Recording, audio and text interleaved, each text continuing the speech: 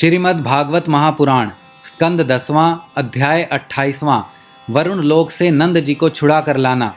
श्री शुकदेव जी कहते हैं, परीक्षित, नंद बाबा ने कार्तिक शुक्ल एकादशी का उपवास किया और भगवान की पूजा की तथा उसी दिन रात में द्वादशी लगने पर स्नान करने के लिए यमुना जल में प्रवेश किया।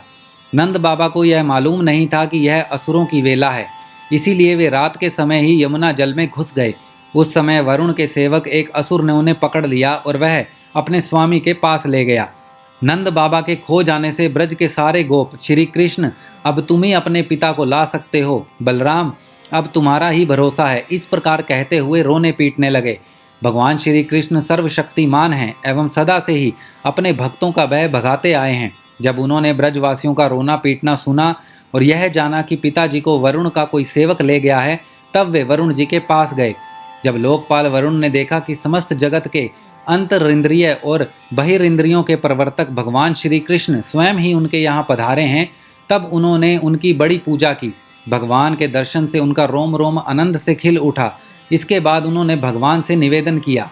वरुण जी ने कहा, प्रभु आज मेरा शरीर धारण करना सफल हुआ। आज मुझे संपूर्ण पुरुषार्थ प्राप्त हो गया, क्योंकि आज मुझे आपके चरणों की सेवा का शुभ अवसर प्राप्त हुआ है। भगवान, जिन्हें भी आपके चरण कमलों की सेवा का सुअवसर मिला, वे भव सागर से पार हो गए। आप भक्तों के भगवान, वेदांतियों के ब्रह्मा और योगियों के परमात्मा हैं।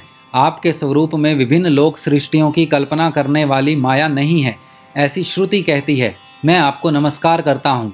प्रभो, मेरा यह सेवक बड़ा मूढ़ और अनजान है, वह अपने कर्तव्य को भी नहीं जानता। वही आपके पिताजी को ले आया है, आप कृपा करके उसका अपराध क्षमा कीजिए। गोविंद, मैं जानता हूँ कि आप अपने पिता के प्रति बड़ा प्रेम भाव रखते हैं। ये आपके पिता हैं, इन्हें आप ले जाइए। परंतु भगवान, आप सबके अंतर्यामी, सबके साक्षी हैं, इसीलिए विश्व विमोहन श्री कृष्ण आप मुझ दास पर भी कृपा कीजिए। श्री शुकदेव जी कहते हैं, परीक्षित, भगवान श्री कृष्ण ब्रह्मा आदि ईश्वरों के भी ईश्वर हैं। लोकपाल वरुण ने इस प्रकार उनकी स्तुति करके उन्हें प्रसन्न किया। इसके बाद भगवान अपने पिता नंद जी को लेकर ब्रज में चले आए और ब्रजवासी भाई बंधुओं को आनंदित किया। नंद बाबा ने वरुण लोक में लोकपाल के इंद्रियतीत ऐश्वर्य और सुख संपत्ति को देखा तथा यह भी देखा कि वहाँ के निवासी उनके पुत्र श्री कृष्ण के चरणों में झुक झुक कर प्रणाम कर रहे हैं। उन्हें बड़ा विस्मय हुआ। उन्होंने ब्रज में आकर अपने जाति भाइयों को सब बातें कह सुनाई।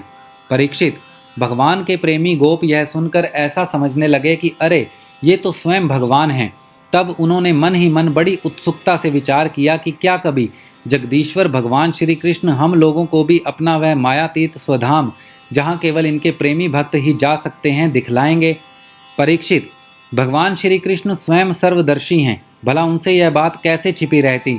वे अपने आत्मीय गोपों की यह अभिलाषा जान गए और उनका संकल्प सिद्ध करने के लिए कृपा से भरकर इस प्रकार सोचने लगे। इस संसार में जीव अज्ञानवश शरीर में आत्मबुद्धि करके भांति भांति की कामना और उनकी पूर्ति के लिए नाना प्रकार के कर्म करता है। फिर उनके फलस्वरूप देवता, मनुष्य, पशु, पक्षी आदि ऊंची नीची योनियों में भटकता फिरता है। अपनी असली गति को, आत्मस्वरूप को नहीं पहचान पाता। परम दयालु भगवान श्री कृष्ण ने इस प्रकार सोचकर उन गोपों को माया अंधकार से अतीत अपना परम धाम दिखलाया। भगवान ने पहले उनको उस ब्रह्मा का साक्षात्कार करवाया, जिसका स्वरूप सत्य, ज्ञान, अनंत, सनातन और ज्योति स्वरूप है तथा समाधि निष्ठ गुणातीत पुरुष ही जिसे देख सकते हैं। जिस जलाशय में अक्रूर को भगवान ने अपना स्वरूप दिखलाया था, उसी ब्रह्म स्वरूप ब्रह्म हृदय में भगवान उन गोपों को ले गए। वहाँ उन लोगों ने उसमें डुबकी लगाई। वे ब्रह्म हृदय में प्रवेश कर गए। तब भगवान ने उनमें से उनको निकालकर अपने परम धाम का दर्शन करवाया। उस दिव्य भगवत स्वरूप लोक को देखकर नंद आदि गोप परमा आनंद में मग्न हो गए। वहाँ उन्होंने देखा कि सारे वेद मूर्तिमान होकर भगवान श्री कृष्ण की स्तुति कर रहे हैं। यह देखकर वे सब के सब परम विस्मित हो गए। श्रीमद् भागवत महापुराण स्कंद 10वां अध्याय 28वां समाप्त।